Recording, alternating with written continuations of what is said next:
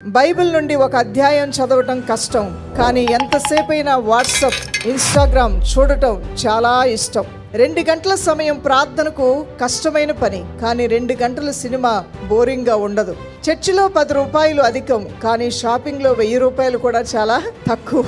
ఆరాధనలు సర్వసాధారణంగా విచారంగా బోరింగ్గా అనిపిస్తాయి కొంతమందికి, కానీ టీవీలో కామెడీ ప్రదర్శనలు వింతగా, ఆనందంగా, విచిత్రంగా, హ్యాపీగా అనిపిస్తుంటాయి.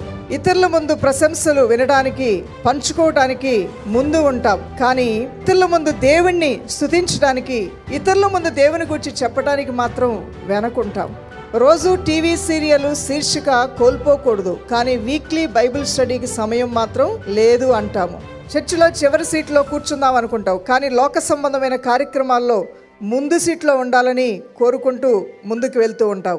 పాఠశాల లేదా కార్యాలయం కోసం సమయానికి వెళ్తాం, కానీ చర్చి సమావేశానికి లేటుగానే వస్తాం. ఆసక్తిని కనపరచాల్సిన నువ్వు ఈరోజు నీలో ఆసక్తి పోయింది. ఆ మొదటి ప్రేమ పోయింది.